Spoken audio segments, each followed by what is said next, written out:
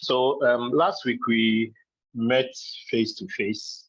There were some things that I mentioned to you about the fact that the Zoom sessions will be mainly theory. Okay, so I think there are certain things that the part-time class we couldn't cover them. I think the last thing that was left with the part-time was the use of the scanner to perform basic inputs. Okay, so I'll use this opportunity to go over that again. However, with the part-time class when we meet face to face, we'll look at the example on the BMI again. So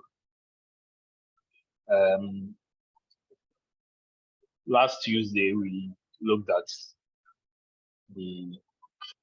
how to create a project, how to create a package. We talked about the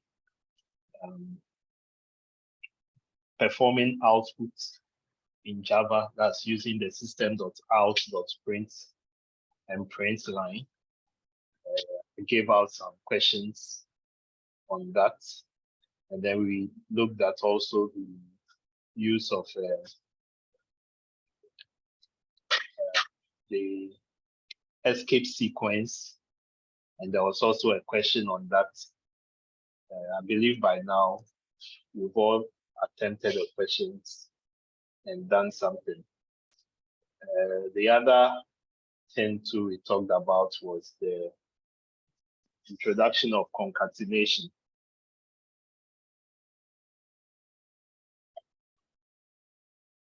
How to use or what concatenation was about. So concatenation is joining two or more strings together, okay, by using the addition symbol. So today we want to, or last week also with the full-time class ABC, we looked at this application where we said we wanted to write a program to calculate BMI, a body mass index of an individual. So we first took the formula and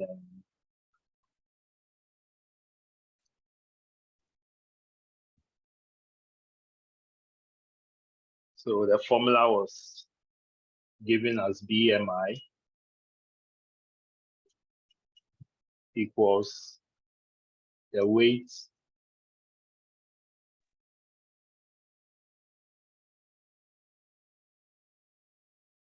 divided by height, the height squared, okay, all times 703.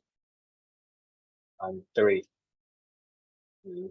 So we're looking at this formula, calculating BMI. Also another formula as well. But our focus was on this formula to calculate, write a program to calculate BMI. And then we had to write a program on this. Okay. So first we said that, okay, given a program or a formula like this, you need to, looking at what we did in fundamentals of programming, algorithms. Okay, you need to identify what your variables are. You need to identify your variables. I said the variables are in the form of input variables and output variables. Okay, so in this particular equation or formula, there are three variables, three of them. That's the height, the weight, the height, and then BMI. Now, BMI is an output variable where the height and the weight are input variable. The output variable because BMI is what we are going to calculate, okay, or we are going to display when we run the program. Okay. And then the 703 here is a constant. Constants are values that do not change in the program. So this is a constant. Okay. So we need to first declare these variables, the input variables and the output variables, and then assign value to our height and weight. Okay, so if say the height, the weight is say 72 kg, and the height is say 177 cm. Okay, we need to declare these variables in the program, either as integers or as double, and also declare the BMI as double, because the value we might get could end up being a decimal value. So this was the formula we considered. Then we went ahead to implement it by writing this program.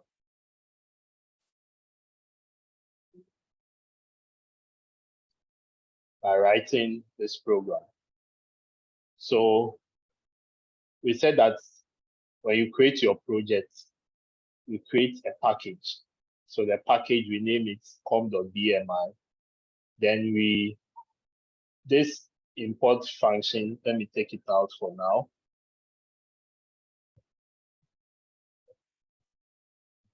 And then let me take this scanner part out.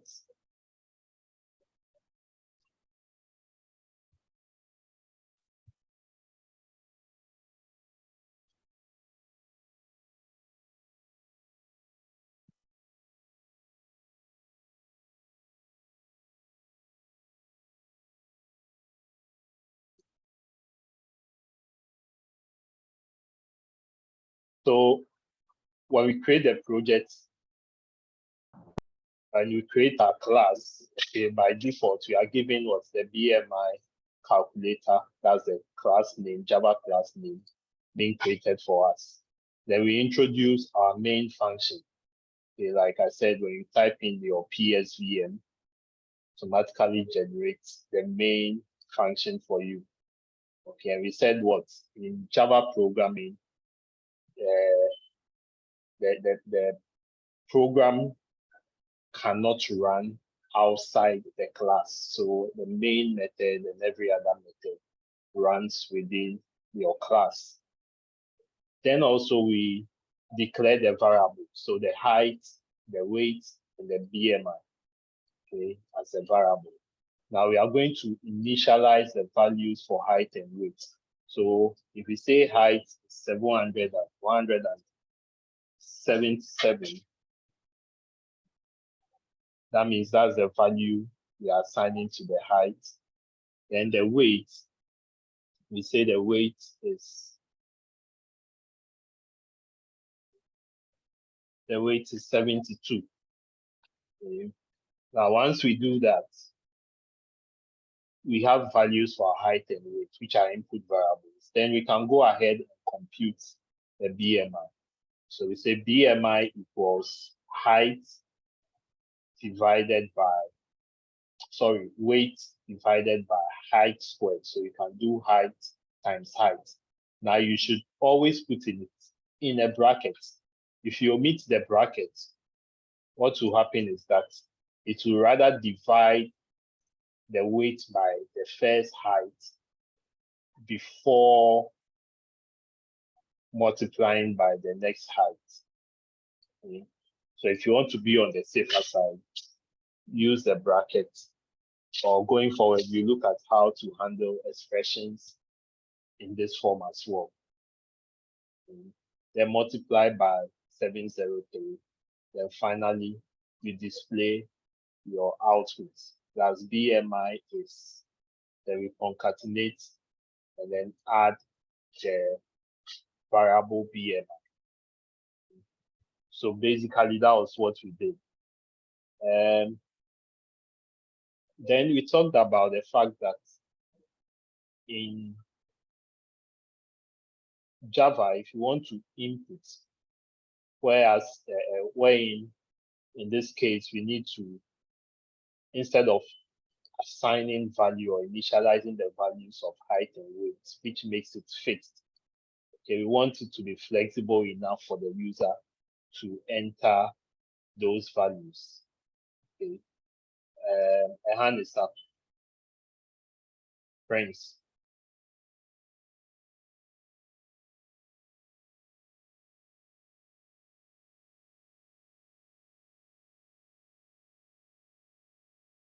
Hello, Prince. Are you speaking?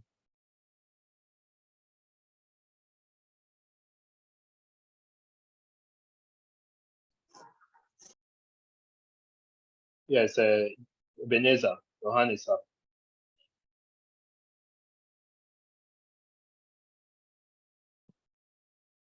Ebenezer. All right, so let's continue. So we want to, instead of assigning values to our variables, okay, by initializing, in this case, what we have done, we want to prompt the user, okay, to enter the values rather than writing them this way. Okay, so just like we saw in C++, where the C in was used to accept the variables, we want to do the same in this case. So I'm going to take these values out from here. Then in C++, sorry, in Java, you do what we call the scanner.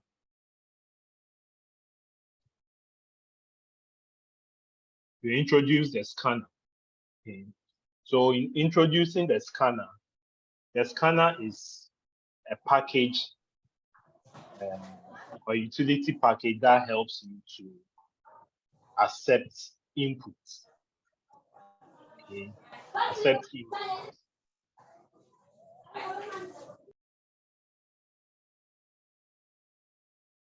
Now, anytime you introduce the word scanner, okay, it's a utility package, so you can see it over here.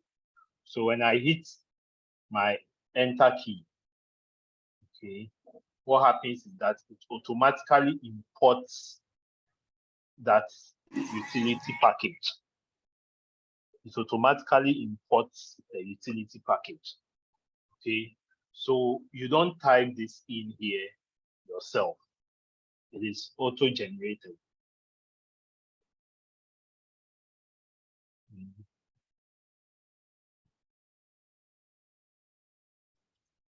All right.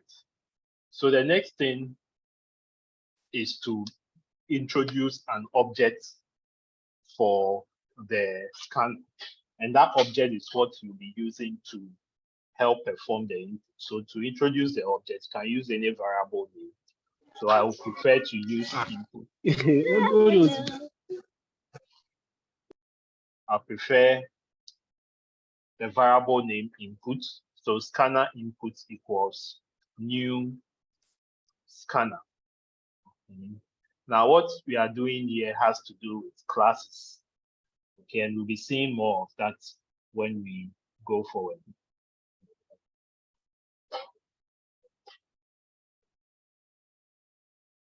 Yeah, so Prince, it's possible to declare the height times height as a square.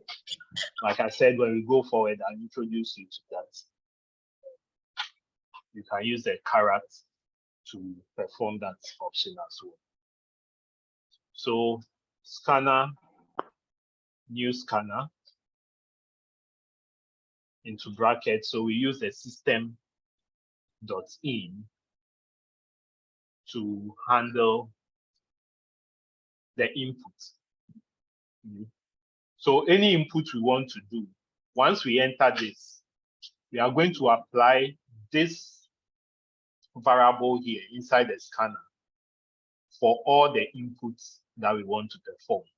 So if it is height, we want the user to enter the input for. Maybe we can just put some system.out here to print out and say enter the height.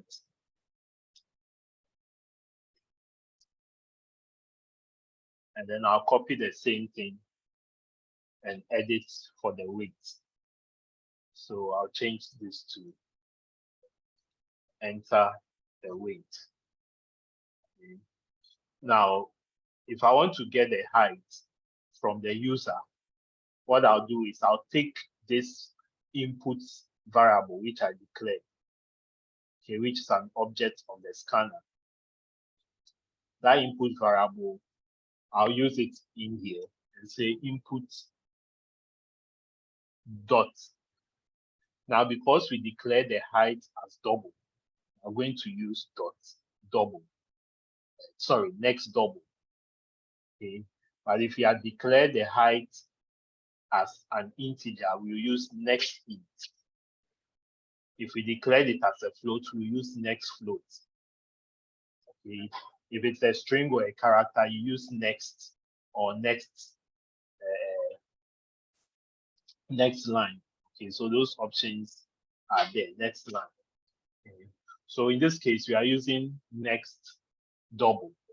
So I'll select next double. Then automatically means that when it prompts the person to enter the height and the person enter the value, that value captured from here, then assigned to the height, okay, by the help of the scanner. Okay. Then we'll do the same thing. So because the weight is also a double, I'll just copy the same input.next double and then paste it here. Then this part of the code will now accept input from the user. Okay, whereas not entering not initializing the value within the program, but the user would enter the inputs. So a question that they were asking was the use of the caret. Okay. Now, Java has its own approach to handling it. Okay, so I think with other programming language, C++ should work. But with Java, there's a mass function that handles it. So we'll look at that as we go forward.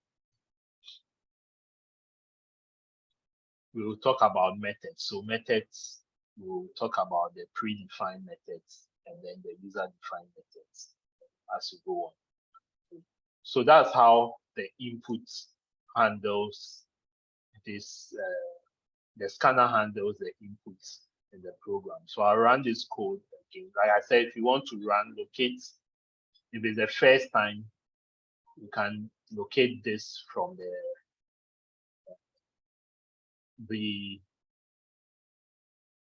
locate this play button, this green button here from the main menu, and then run your code from there.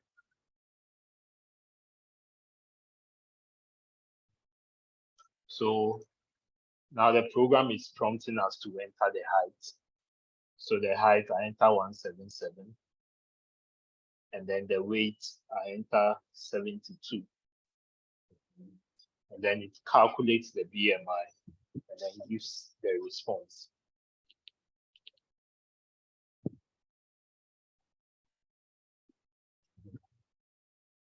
So this is just a recap of what we did last week.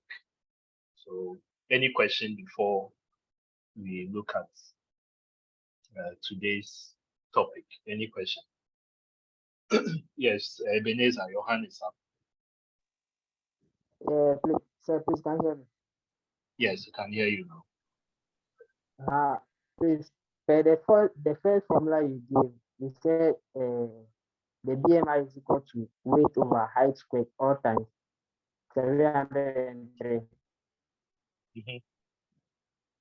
But in the code, I think the 703 is affecting just the height square. I think from the width to the height, you also have a bracket. Yeah, it can also have a bracket.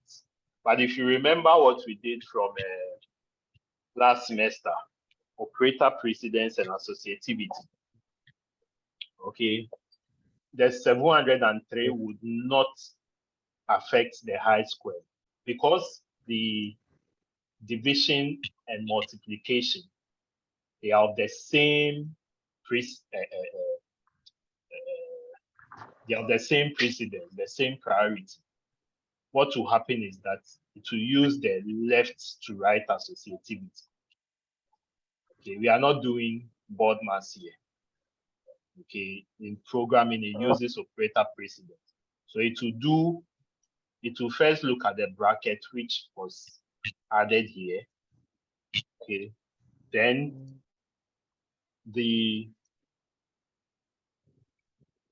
so it's going to do height times height.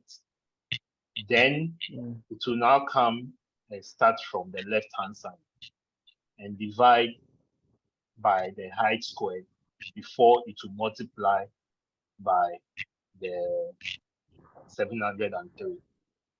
But if you want to be on a safer side, just put it in your bracket. Let's put it in your bracket. And when we run it, we should get the same answer. So this 1.615. And we run it again. And I enter 177 and 72. It gives us the same answer, 1.615.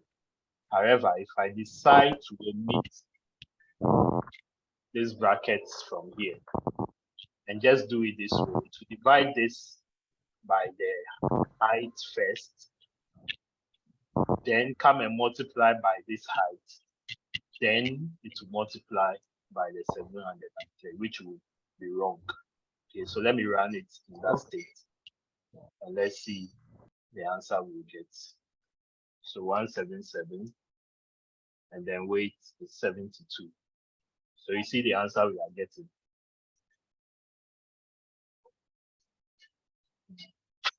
Just because we didn't do the height square. So always take note of your brackets when you are performing this computation or writing these expressions. All right.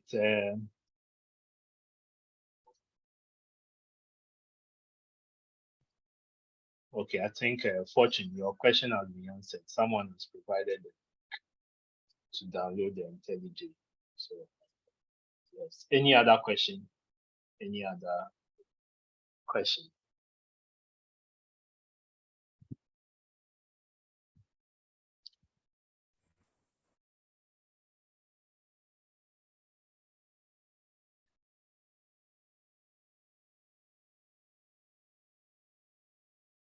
Is a part-timers, are you here?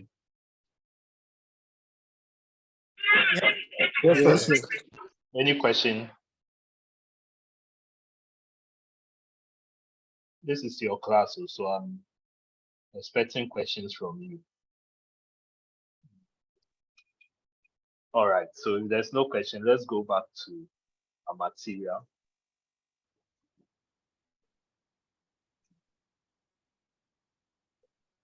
All right, so like we said in Java, the variables, data types, expressions, they are all the same as what we saw in C++. Okay, so in declaring your variable, writing your expressions, they are the same.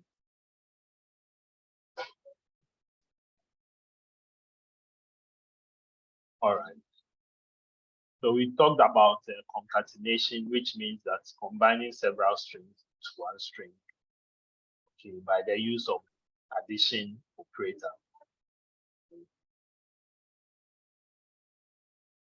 So there's an example to that effect. Now, if you remember from last week, I brought out a slip or a receipt, and then I said we will be required to develop an application of that sort. I hope you all remember. Yes, sir. Yes, sir. Yes, sir. The best slip. So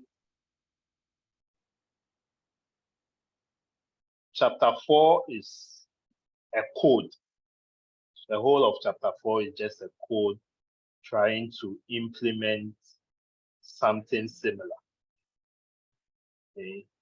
So this is basically like a receipt, okay, or a slip, a receipt. So it takes the name of the customer, the contact, the date, then the item, the quantity, the unit price, the subtotal, gives the overall total. If there's a discount, it calculates the discount. Then eventually it gives you, or it prints your name and index number as the, or it gives you this as a receipt. Okay, it gives you this as a receipt. What I'll do is that I'll go through it quickly with you. However, when we meet face to face next week, we'll try this out. This is one of the things we'll be trying in the face to face meeting. Okay, so I'll go through the code quickly, and then you have a fair idea of what it's all about. It's basically the use of your inputs and outputs, how to perform your computation or your calculations, and then how to use the escape sequence to arrange whatever outputs you have, okay, in an order whereby the two are aligned. So I'll clear what I have here.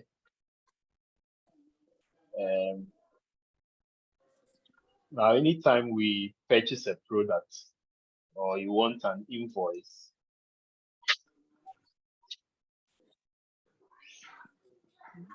the invoice will usually come with maybe the quantity followed by the item that was purchased.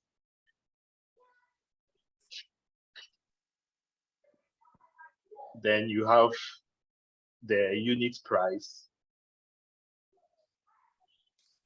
of the item.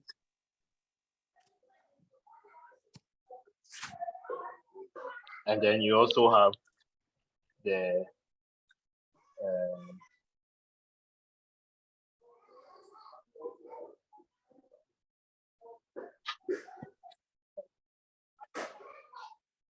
I think it's the total price, the item, the unit price. Yes. And then you have the, let's say, subtotal.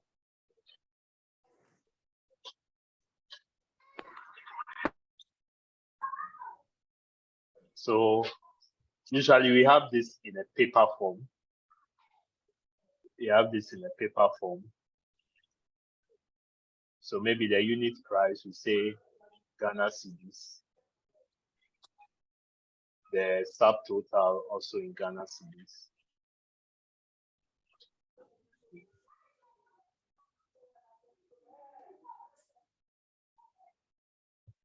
So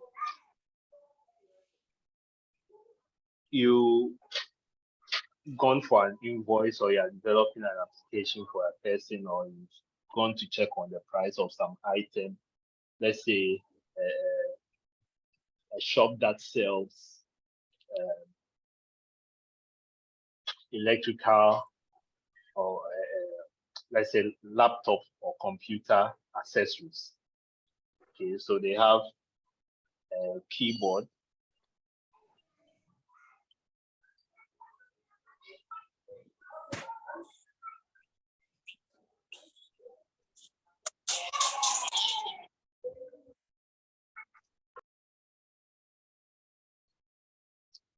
Okay. So the keyboard you bought, let's say two keyboards, and then they have mouse, the wireless mouse. Let's say you bought 5 of that. So the keyboard is a unit price is 120 Ghana cedis. The mouse is say 50 Ghana cedis, 50 pesos.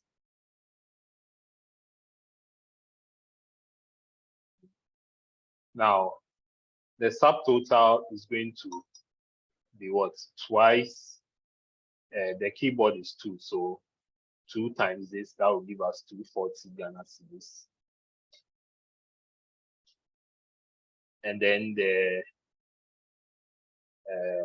what's it called? The mouse 50 Ghana, so that will be 101 Ghana cedis.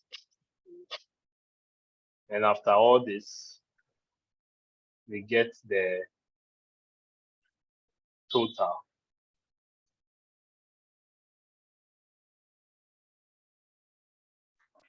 So the total Sir, the quantity of mouse is 5. is 5, eh? Oh, sorry. So 5, that makes it. Who can do the computation for us? So it will be 252 cedis, 50 pesos. Okay, 252 cedis. And then 50 pesos. All right.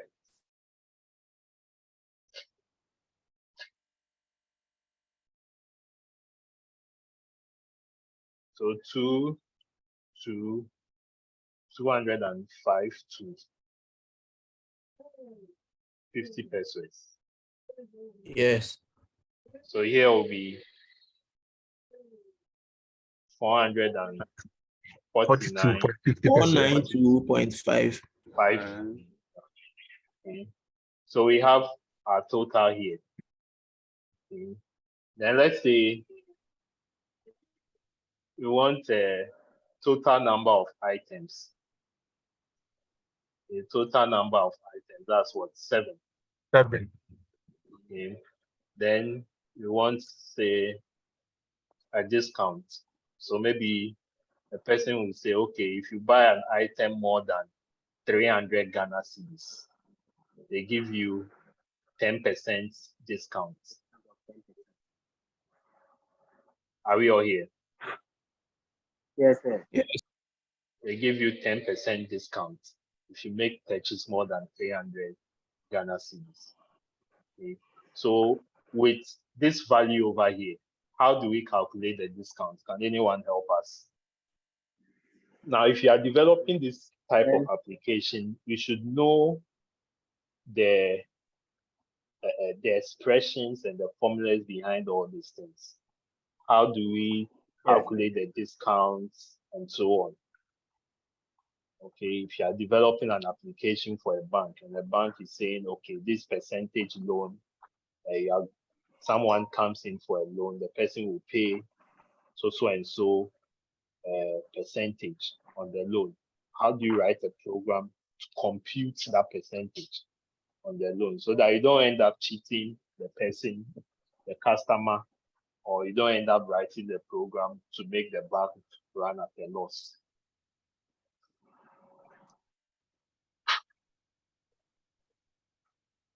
Are we all here? So who can take us through that? How do we calculate the discount? I see a hand. They say Amwa Ofori. Hey, quickly, the hand has gone down. Who can help us?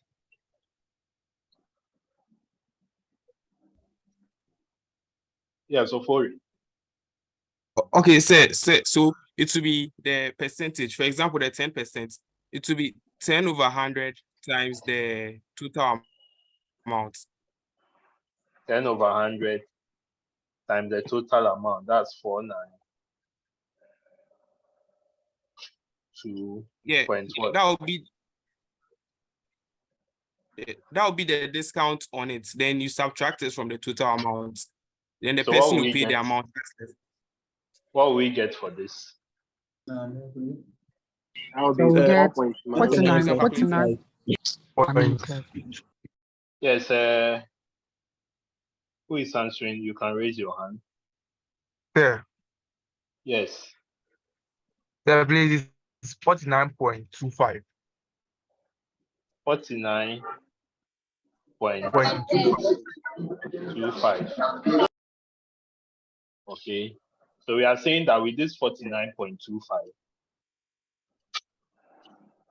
we are going to do what? Subtract. So the program should end up what? Subtracting this 49.25 from the total amount.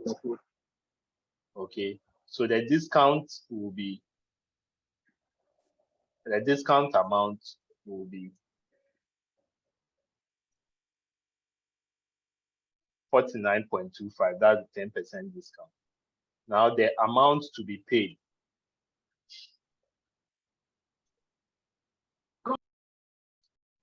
Amount to be paid or amount paid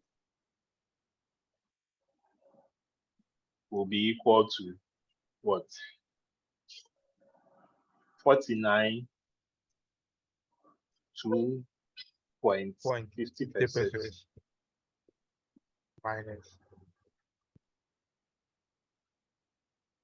minus 492.5. And what would that give us? So, The 443.25. 443.25. 443.25. 25. So the person is going to pay 443 Ghana cedis. 25 pesos. Okay. So this is something that you can use write a Java program to do this for a person. Okay, someone is running a shop or some small business somewhere, okay, and have people coming in to purchase. He or she writes on paper or now has to take a calculator to perform all these things. Okay. So your simple program can prompt the person to enter the details, enter the item, or if the item is already there with prices assigned to it, it can perform all those things. So we'll go into the code and look at it shortly. But Andrews, your hand is up. Sir. Yes. Good evening. Good evening. Please, I want to ask that when coding, are you going to state the if the subtotal amount exceeds maybe exceeds the 300 Ghana cedis, like you said, before the discount will be applied? Exactly. Is it going to be stated in the? Okay. Yes. So okay, you are going to use your if-else statement to handle something like that. Okay, to say that if the total amount is greater than 300 Ghana cedis, then perform the discount. Okay, so you come and write the function or the code to do what? To calculate the discount.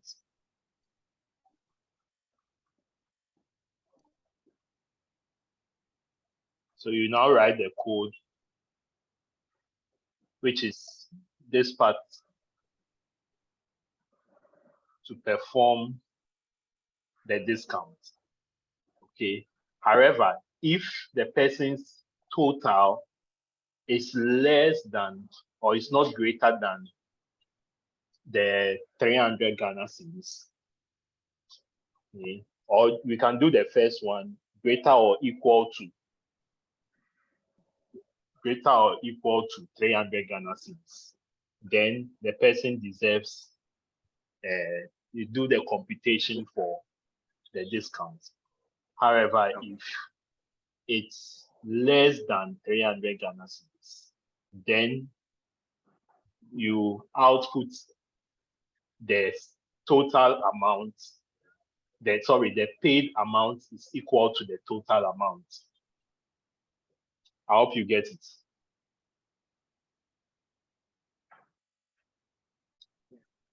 I hope your question has been answered.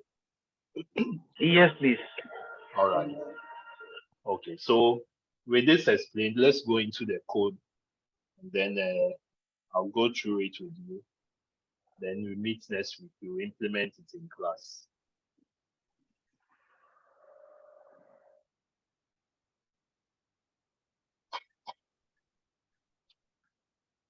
All right. So it's a simple code.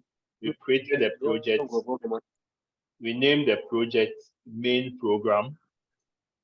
The package name is com.main program. The class name is main program. Okay.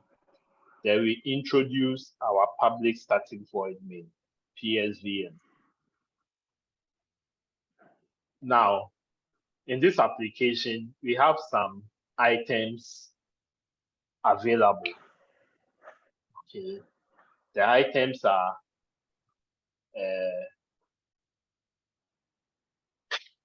shirts, pair of pants, okay, and dress,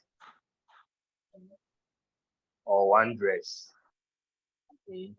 So pants, dress, and shirt. Those are the three items available. Now, first, we declare the items. Okay, so the price of one item, that's the unit price. Okay, so we declare it as double. So double the price of one shirt, double the unit price of one pant, double the price of the unit price of dress. Then we declare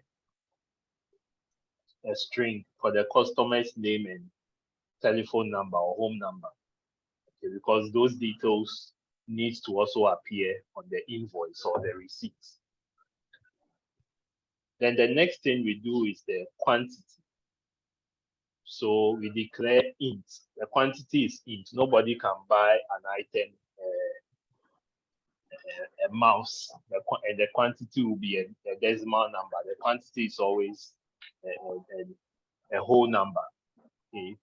So the person buys a shirt. Okay, so if it's a shirt, how many shirts? What's the quantity? So we declare int number of shirts, int number of pants, int number of dresses.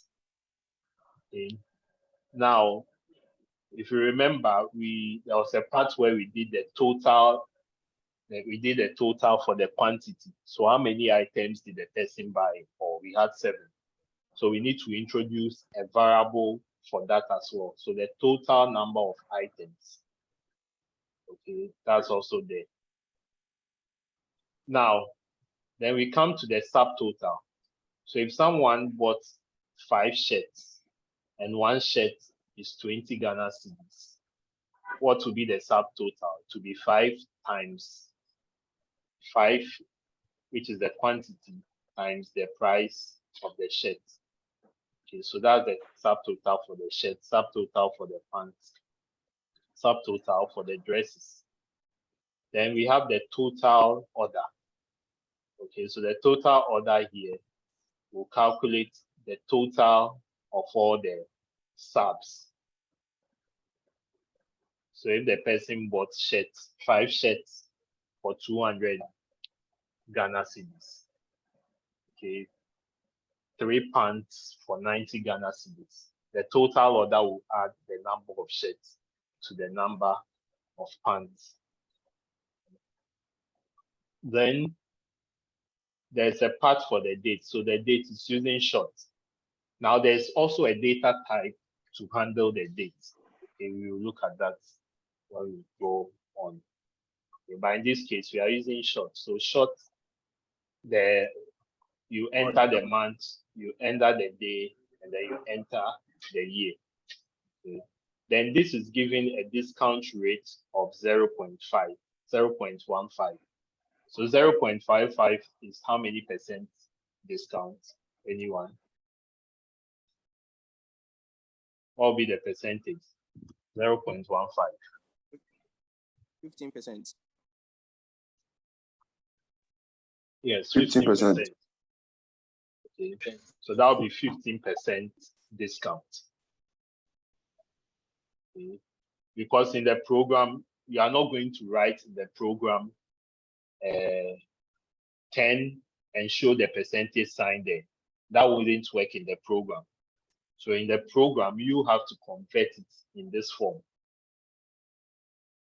Okay, convert it into this form. And these values, usually we put final there just to make it show that it's a constant value. It's a value that is fixed, it's final. Okay,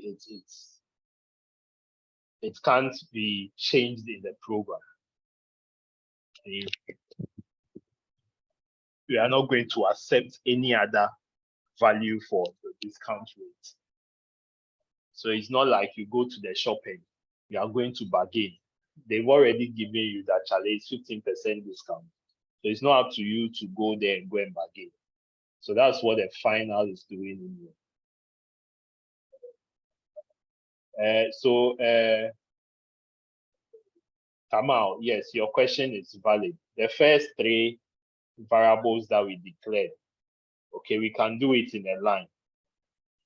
Okay, so we can do it in a line and then separate it with a comma. So if you look in over here, that's what has been done here. Because they all have the same data type. In fact, you can even add all the doubles together. Okay, that's if you don't want to confuse yourself and you want to know whatever you are declaring. Bright, Ginger Bright. Sir. Yes, your hand is up. Yes, sir. Sir, please, I wanted to ask whether the code can be re-edited, let's say, for the discount type. Like on normal days when you buy, there's a 15% discount, and let's say during the festive times, normally the discount used to rise to those 30% and 40%. Like, can you re-edit it or you rewrite the code? Or brother, you like discounts, fine. The way you are talking about Christmas. Yes, so that can be done, but in this case in particular, it has to be done in the code. That means you have to change it here. Okay. However, you can also make it in such a way that if you are the type that, okay, the discount rate is not fixed. If it is not fixed, then you can use your scanner to prompt the person to enter. So maybe, okay, or maybe today you actually came to make a lot of purchases. So me as the owner of the shop, I'm deciding to give you some percentage of discount because Charlie, today you've made sales for me. So with that one, it is not fixed. So I can use a scanner, and that scanner will prompt whoever is entering the details to decide on the discount or the percentage discount to enter. I hope that's clear. yes, sir. But with what you are saying, if it is festive seasons or maybe Black Friday, when I do it this way, I have to come back into the code and change the discount value. Okay, I have to come back into the code and change the discount value. But if it is a way where I own my shop, I decide when to give discounts. If I see, oh, this person has bought items, and I think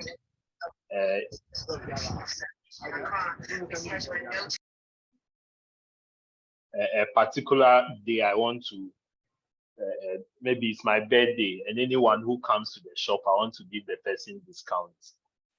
Then in that case, the person doesn't have to go into the code. Just use the scanner to accept any value or any percentage value the person wants as a discount. And then that should be able, the code should be written in such a manner to calculate the discount for the customer. Yes, Edward. Okay, thank you, sir. I wanted to talk about you saying that if there's any adjustment with regards to the discount rate, you can make the changes at the code. Now I wanted to ask that, what if you have let's say 50,000 line of code? Is it advisable to look through the code and then find the discount line and then change it? And then you gave this how do you call it, this Scanner another, I example. mean, alternative, yes, alternative solution. So I Yeah. think that sounds better. Thank you. Okay, you're welcome.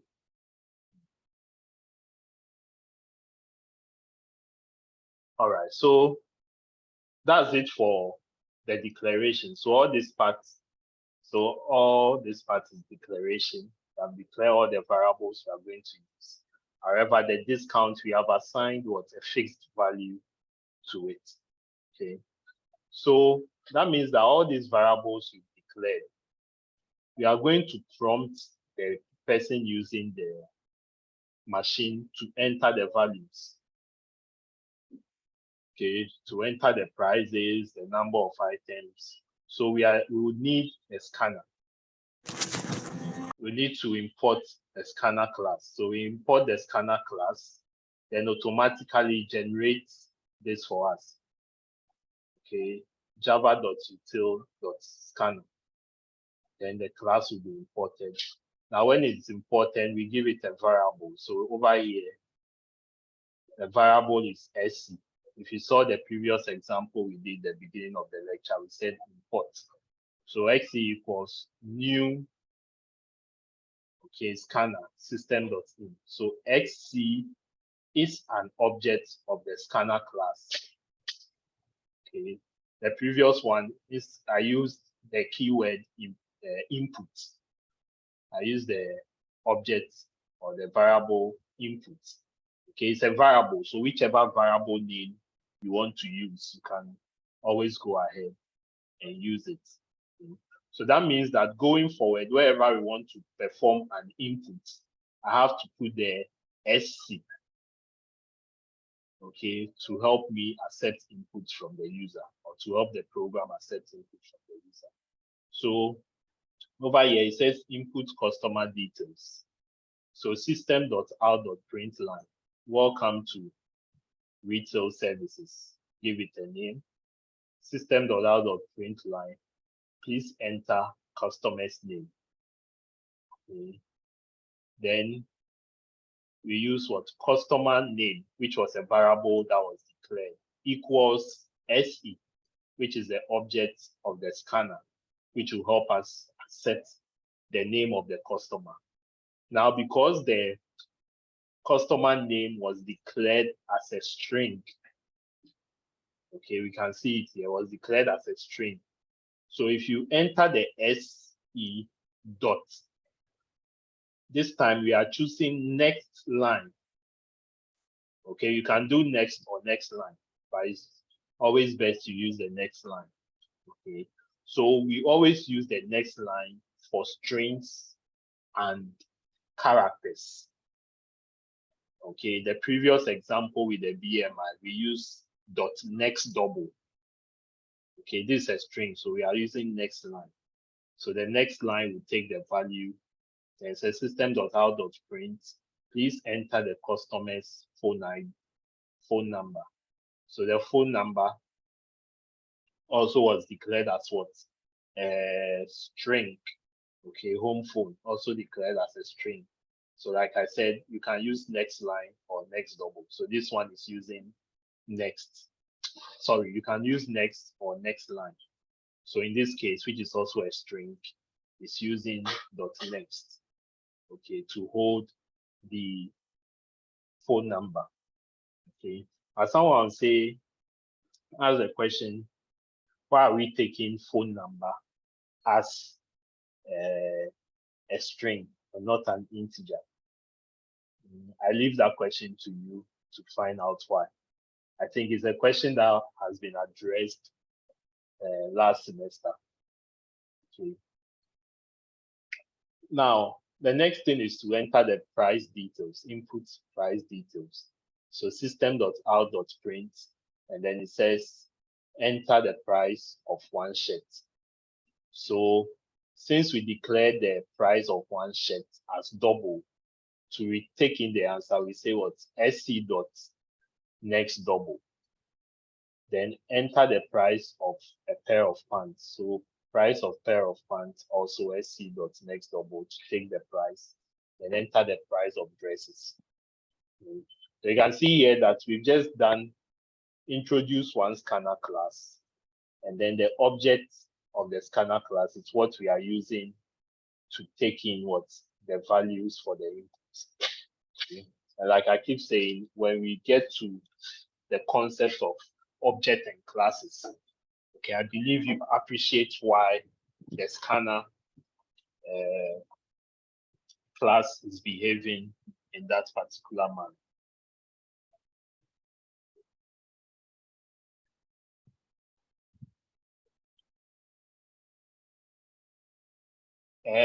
Richmond, the question you are asking, it's not necessarily, it's not the case. Okay. I'm saying that this 15% percentage of discount that has been given here, when we do it this way, it is fixed. Okay. Once we've done it this way, it is fixed. However, if we don't want it to be fixed, then we don't need to assign a value to it. Then we can use the scanner to handle it. Okay, but once you do it this way, it is fixed. Just like with the BMI program. When we declare the height and the weight, the first time we assign values to them. So when you assign value to them and you run it, it will give you the output as this. Okay. However, if you do not assign a value to it, then you can now go and use the scanner and prompt the person running using the program to enter his or her own discount rate. Which one? Hope you are okay with that. Jibril, the SC is an object of a class. Okay, so we need to enter some details.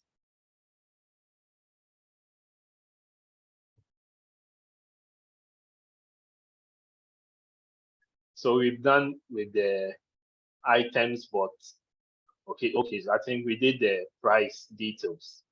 Okay, so it's the same thing we do for the items bot. So enter the number of shirts bot. So number of shirts equals SC, which is the object of the scanner to help you perform the inputs, dot next int. So you notice that what the number of items, the number of items, yes, the number of shirts, number of pants, we use int to declare it with the variable int. Okay, sorry, the data type int. So over here, we are using sc.next int.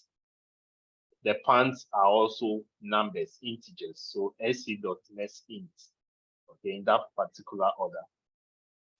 Now, after taking all those inputs, now we come to the calendar or the date. Okay, so enter the details of transaction date.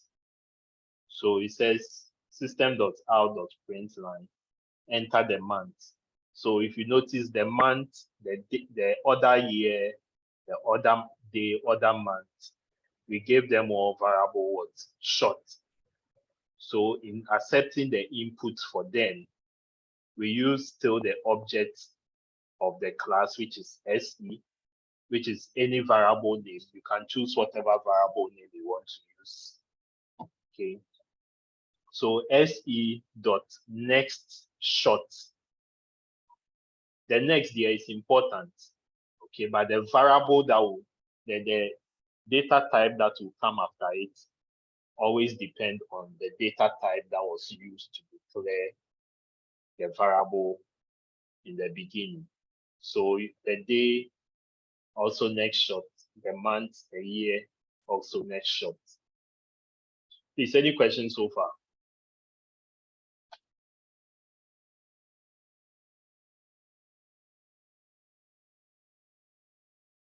Today I'm taking time to go through the code so that next week we all implement it in class. And then I'll give you a practical one to do as an assignment. So today is just for you to get the understanding of whatever is happening. No, I'm not sharing the code. You all do it in class together. So when you come, we all do it in class. So, and it will be in your handouts too. There are a whole lot of them, the handouts. So total number of items. Okay, we want to perform the calculation. So if you want the total number of items the person bought, is the number of shirts plus pants plus dresses. Then if you want the subtotal, the number of shirts the person bought times the unit price will give you the subtotals. Then if you want the other number is the summation of all the subtotals. Summation of all the subtotals. Okay, so that's how you perform the computations.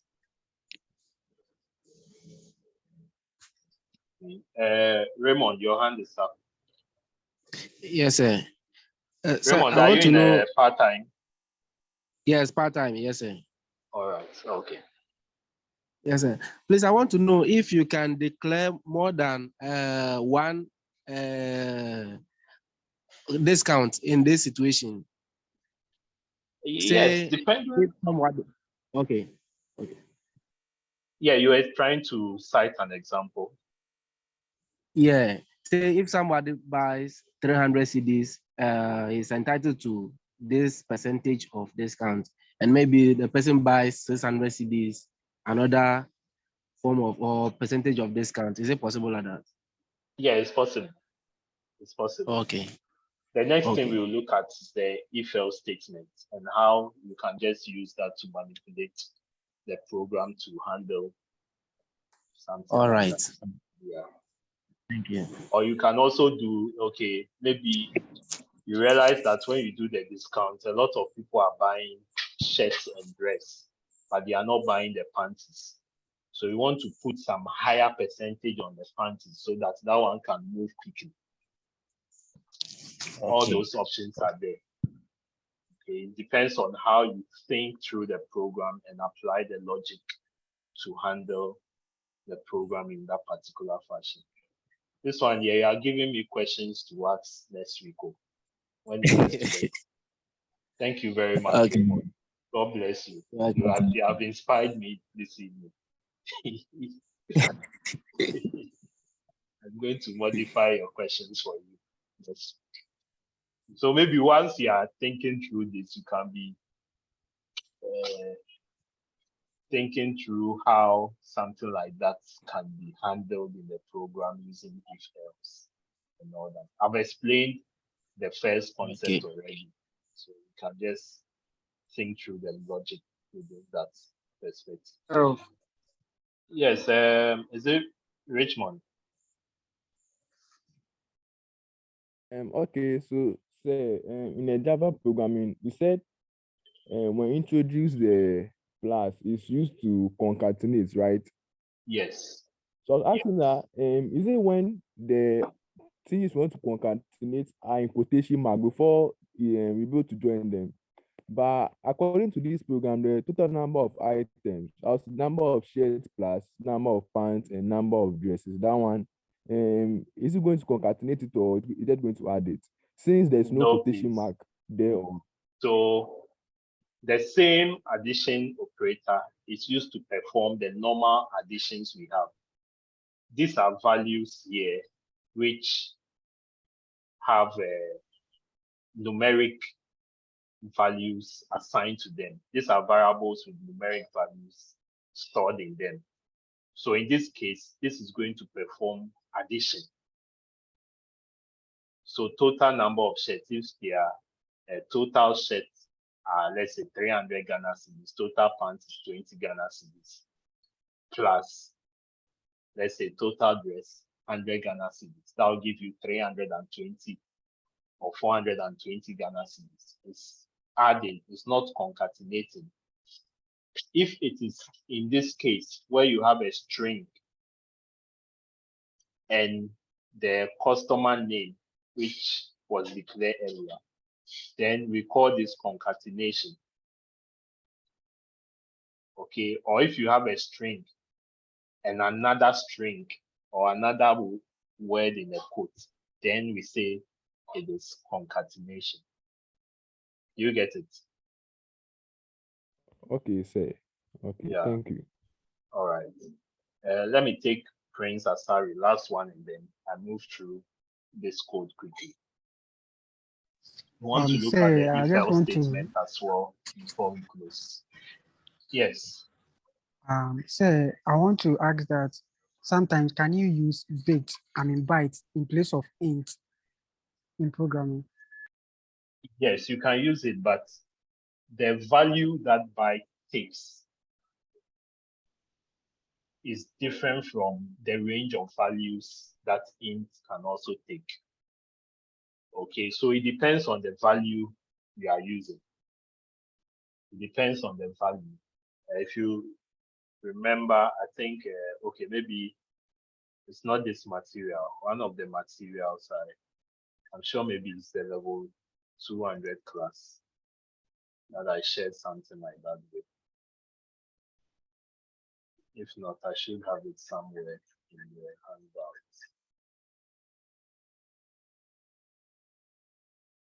So they all have values that they take. I don't think I have it here.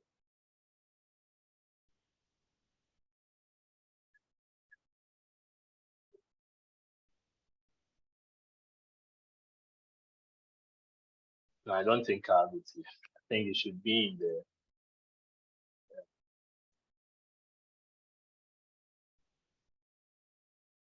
vb.net. I have something in their handouts like that.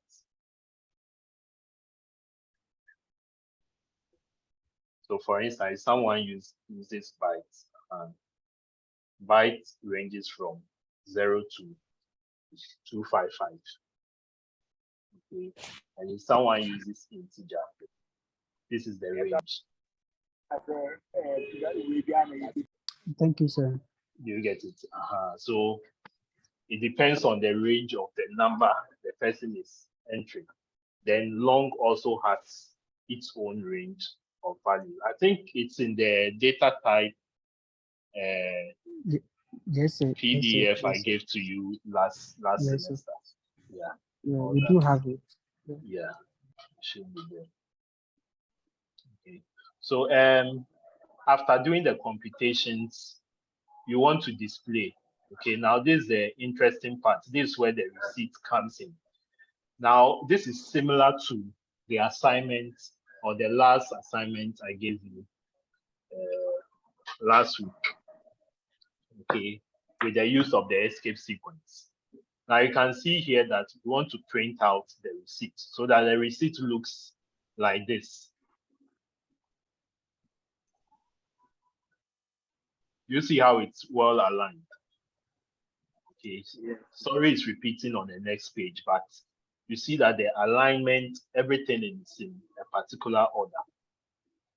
Okay, So it is all based on the invoice output or the display. Now we started with \n, which is a new line, followed by this. This is just a string, okay, giving you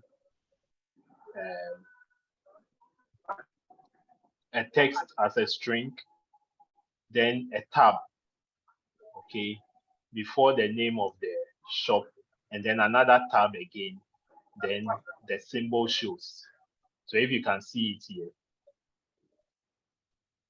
you see the sign and the forward, the hyphen and the forward slash, they are all part of the string. Then there's a tab, okay, before the name, and then another tab before this.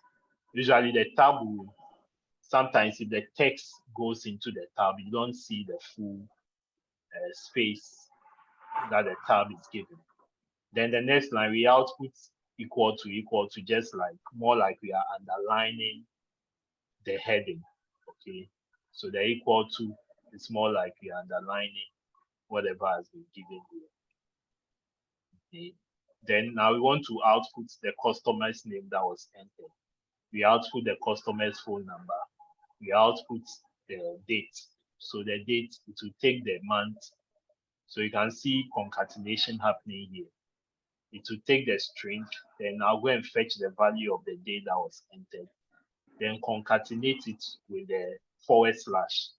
Then take the other month, also concatenate it with what? The year. So you can see it in this way. So the month, the day is 13. So enter the day. 13 was entered here. So it takes 13 /7 /2021. Okay. So it groups it in that order for you. Then it shows dash dash dash. Then now comes to the table. When we see the table, first there's item, then there's a tab, there's quantity, then another tab, then there's unit price, then another tab, then there's sub. Okay. Now that's what it's showing here. So for each of them, there's just that it's not in the right order. If I run the actual code, maybe we would appreciate it from there. However, in fact, in this case, the tab should have been 2 before the quantity. Okay, because the items, some of the names of the items are very long. Okay, so when it happens that way, the number of items or the quantity of the item will not be directly under the item. Okay. But we look at all of that next week. So this is just displaying the output, okay, and displaying the order and then the percentage rates. Okay, but in this case, it's not performing the computation for the percentage rate yet. Okay, because this chapter is just looking at basic input and output. Okay, basic input and output.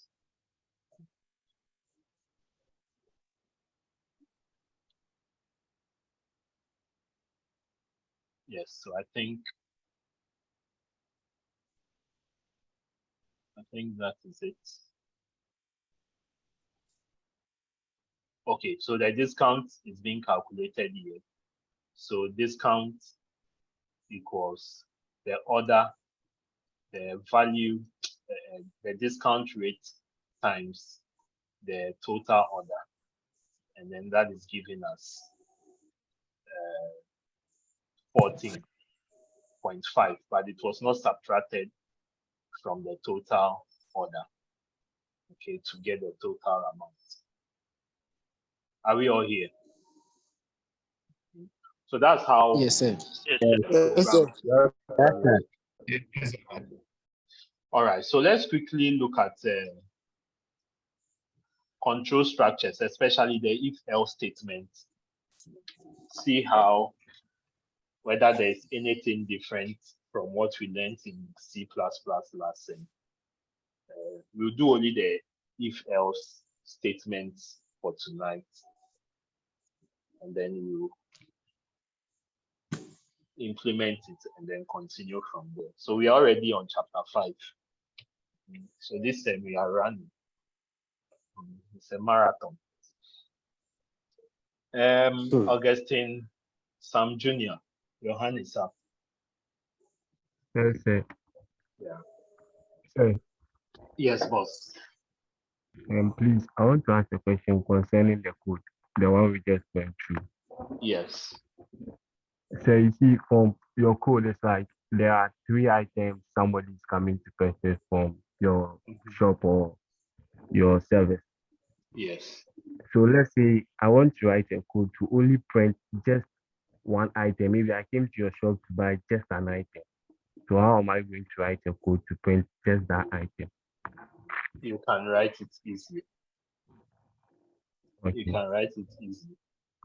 This is the case. So, like I said, this particular program, which is in chapter 4, the entire program is going to be based on stages, the same as the BMI one. If we go there, about 3 different BMI programs in the handout. Okay, and even this code, there are about 2 different ones. Okay, at 2 different levels. So this is the basic. This one is just for simple input and output. Okay, so with this one in particular, we are assuming we have 3 items. So we declare 3 different ones item. But in your case, if it's just one item, you do just one item. You can omit the rest. Or where you get to where you have to make input for the quantity of the item. Maybe the items are fixed. The person's shop has those 3 items, but you are buying only one. So the unit prices are already there. So if you get to the quantity and you bought only one shirt, you enter 1. When you get to the number of pants, you enter 0. When you get to the number of dresses, you enter 0. So what will happen is that it's going to multiply the 0 by the unit price, and it will still be 0. Do you get it? Yes, sir. So it will give you, just that you see 0, 0 there, okay, but it will give you the values as you want. Going forward, we look at the use of the enumerator keyword, okay, how to list your items or enumerate your items in the program. And then with that one, it's more straightforward. If the person doesn't choose the item, to not show on the invoice. Okay, but this one that we are, it's just basic input and output. So we are not bringing those keywords in there to omit some of the items and so on. Yeah. Okay. Thank you, sir. Yes, let's take the last question from Daniel and then look at the control structures.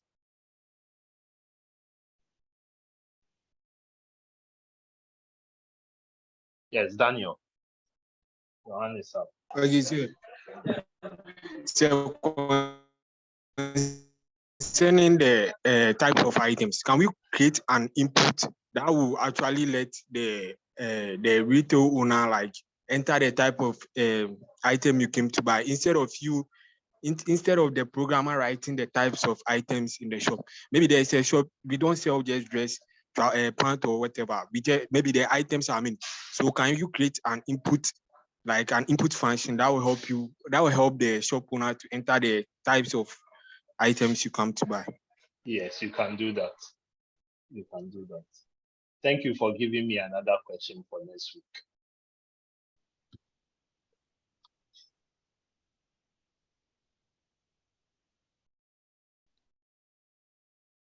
All right, so let's continue quickly. So control structures is something we did last semester in C programming.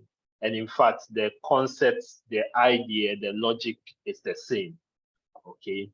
So we look at the conditional control structures or the branching, starting with if-else statement, Okay, so we know that with the if else statement, if a condition is met, it executes the code, else it moves towards the next condition to check if that is also true. Okay, so it says here that the control structure is a syntactic structure that controls other statements. Now, the conditional control structure has the if and the if else statement. Now, it says you often find yourself writing codes that you want to execute some of the time, but not all of the time. So, for example, if you are writing a game playing program, you might want to print a message each time a user achieves a new high score and store that score. You can accomplish this by putting the two required lines of the code inside an if statement. Okay, so we've played code programs before where let's say maybe games. We've played games where say you are playing the game and there's a new high score. The only game that comes to mind is Snake, because I like my young phones. When you play Snake, you always want to exceed the highest score. Okay, so a game like that, maybe there's a condition there that if your current score of the game you are playing so far is greater than the maximum score, then it should output a new high score. Now, when you output the new high score, that new high score, or that your current score, will now be assigned as the maximum score. Okay. Now, this is just to say that if you want that to be implemented, then you need to write the condition in such a way that it will implement that in your if block. However, if your high score is not greater than the maximum score, it won't implement what is in your curly bracket. Okay, so the if statements are the same. So he said that the idea is that you sometimes want to execute two lines of code inside the else statement, but not always. The test in parentheses determines whether or not the statements inside the if statement are executed. In other words, the test describes the conditions under which we want to execute the code. The general form of the if else statement is as follows. Okay, so this is the general structure. The test here is your condition, what you are testing for to see whether it's true or it is false. Okay.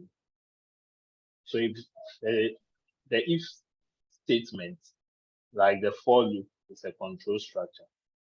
Okay. Now Java uses the if keyword followed by the parentheses with the curly bracket closing or curly braces closing a series of controlled statements.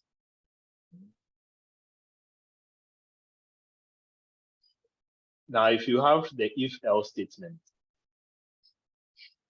this is the syntax. Okay. This is the syntax. So if you give a condition, if the condition is met, it will execute the statement in the if. However, if the condition is not met, it will invoke the else. And always note that the else doesn't take conditions. The else does not take conditions. Please note. The else means that whatever is in your if is not met. So otherwise, the else should be executed. Please take note of that. Okay. So if this Sir, please condition is can not you- met. Is someone speaking? we should take notice of something, and I said you should please repeat that one again. So I'm saying that anytime you have your if, the if has a condition. However, where you see else, just the else, there is nothing like a condition there. So you can see a test here. The test is the condition you put in there. But with the else, there's no condition. Okay, so it means that, okay, if this condition is not met, or if the condition here is false, then the default thing it has to do is to execute what is in the else. Regardless of the condition, it should execute what is in the else. Okay. Now, there is also the nested if else statement. That means that what you can have one if statement in another if statement, and so on. Okay. Now, I said this sequence structure is appropriate if you want to execute any combination of 3 statements. Okay. For example, you might write this code in a program for a questionnaire with 3 optional parts. Okay. Questionnaire is just a document for taking survey. Okay. So you have different set of questions and people need to respond to them. Okay, now I said that any combination of which might be applicable for a given person. Okay, so we have like 3 different questions, 3 different conditions, any of which can be applicable.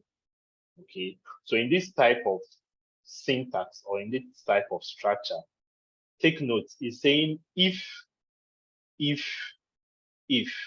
So 3 different conditions. Okay, so there's no else here. That means that in this particular example, the code needs to be tested on all of these 3 conditions. Okay, the code needs to be tested on all of these 3 conditions. So it's not like the if else where when this one is false, it will execute this. Okay, but with this case, if this is false, whether it is true or false, it will still execute the next one.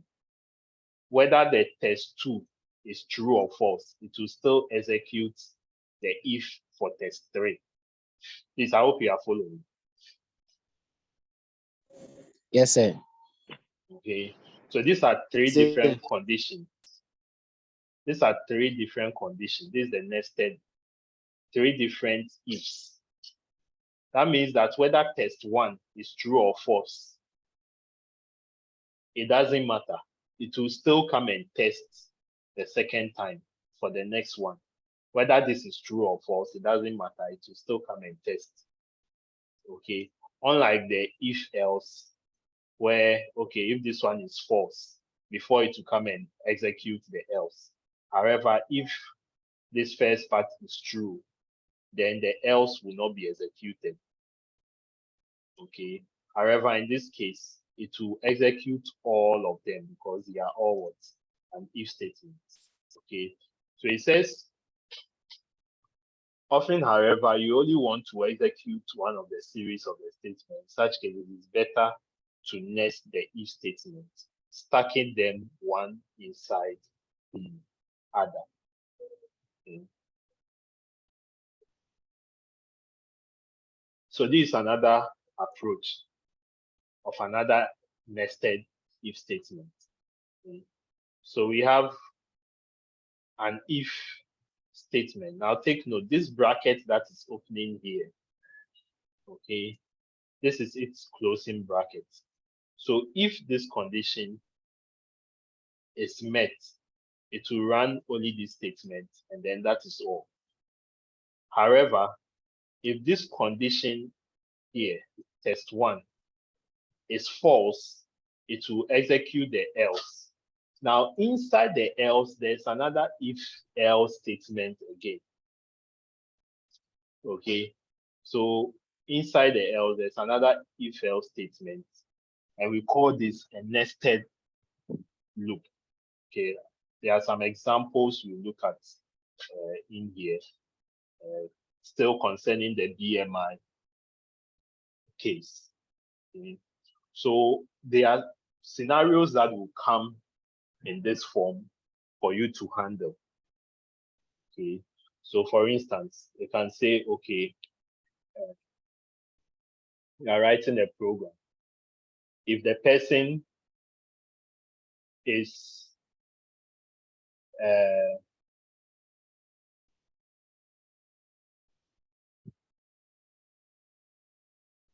so we want to tell whether a student may be passed or failed the course. Okay, want to tell whether, let me just switch to Blackboard and then demonstrate the whiteboard and demonstrate this to you. Okay, so we want to tell whether a student,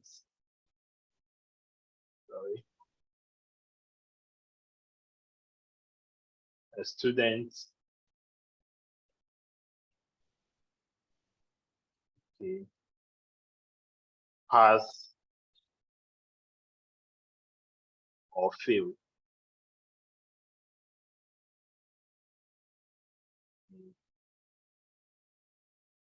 Now, if the student pass, is the student a male or the student is a female? If the student failed, is the student a male or a female? Please, I hope you are all following. Yes, sir. Okay. Yes, sir. Then, if the student is a male, is the student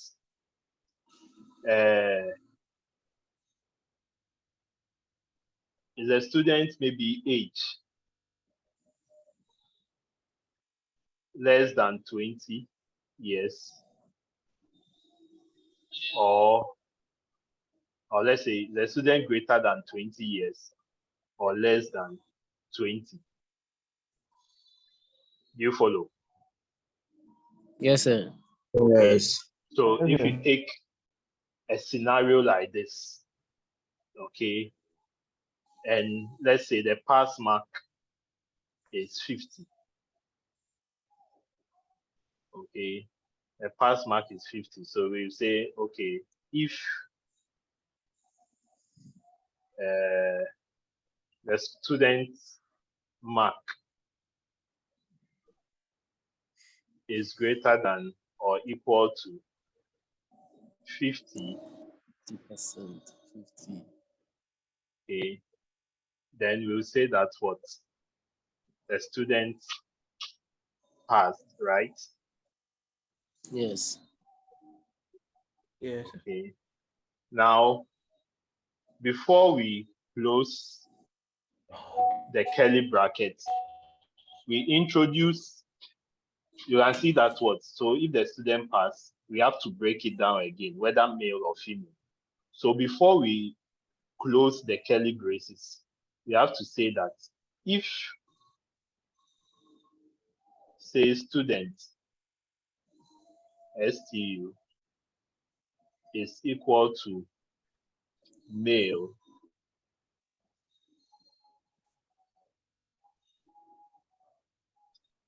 then we should print out what? The student is what? A male. A male. Still curly brackets. We've not closed it yet. So we've done for the male part. Now, even with the male part, there's another condition we need to meet. If the student has passed and the student who passed is a male, then is that male student greater than 20 years? or less than 20. So we introduce another if. Now take note of how the indentation is going. Take note of it. You see it. Because it is nested. Okay. So if the age is what? Greater than 20. Then we say that what? The student is, let's say, mature student.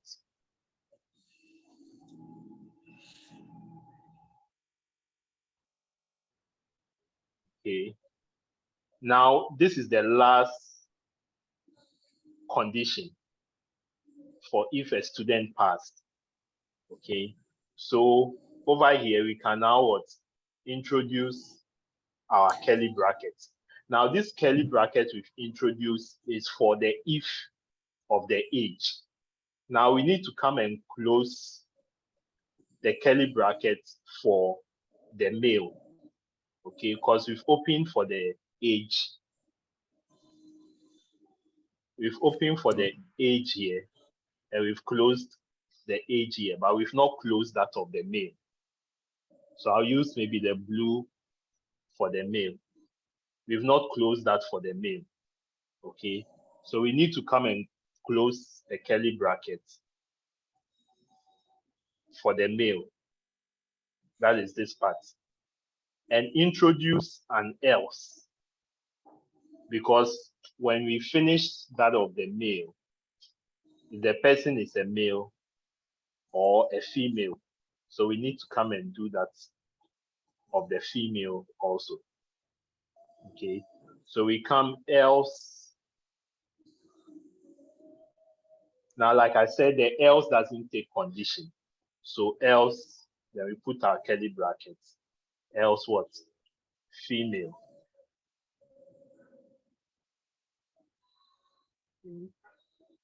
Then we close it. Okay. Now that means we have captured this part, the whole of this part. Okay. So we need to come now to the fail part. Now the fail has to be in line with the pass. Okay, so you realize we went inside this way and then we came out again. Okay, so we need to come out again to handle the else. Okay.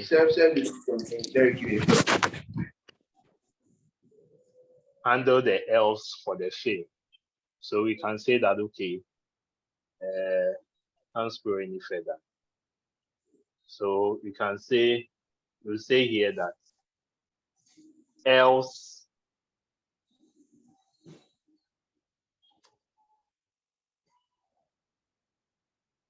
now the else has to do with this if.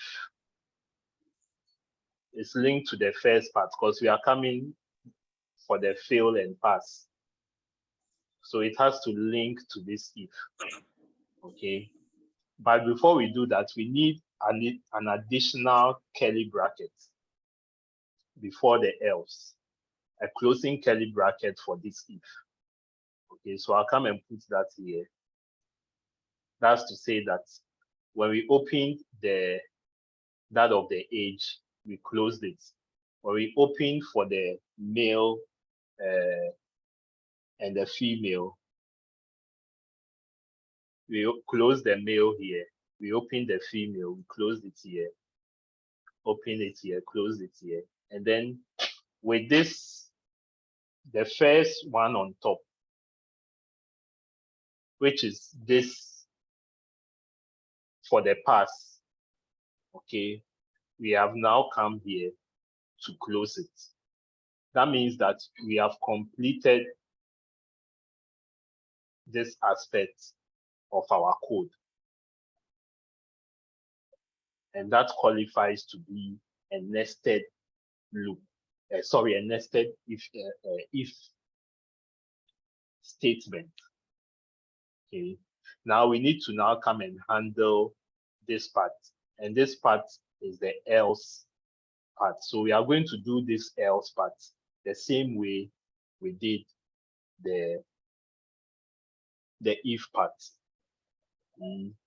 So else, that means if you do not make the mark of 50 and above, then what have you?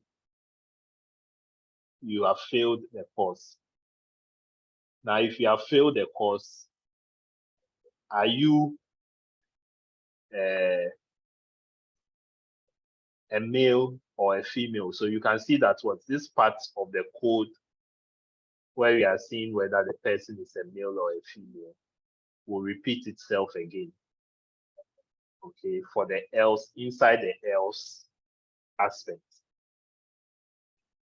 Are we all here? Yes, sir. Yes, sir. So these are some of the things you need to be logical about. Okay, think critically through and be logical about, because the scenario can differ. Okay, if the person is this, I think I've explained it in the best form by using this tree structure.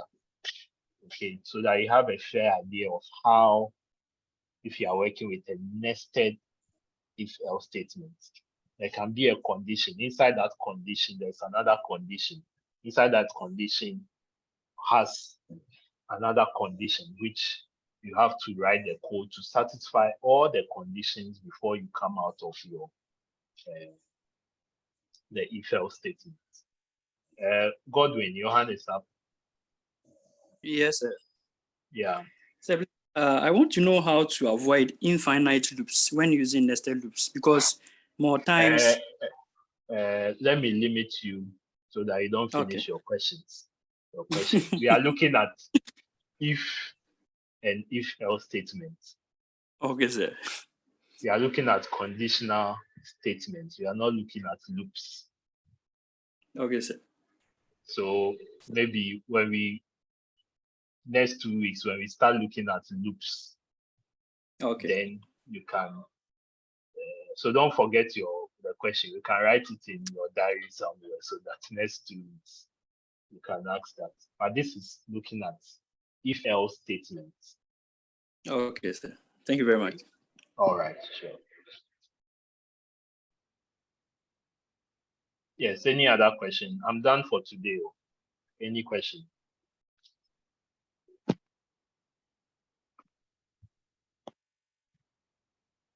Right, so if there's no question, like I said before the start of the class, next week, hopefully by Friday, your groupings will be out, both full-time and part-time. I'll plead with the full-time reps. If you can send me the list of all the members in your class, the individual list. So those in A, I want only your list. Those in B, I want your list, as well as those in C. Okay, so that I can do the grouping in that particular order, so that people in a particular group will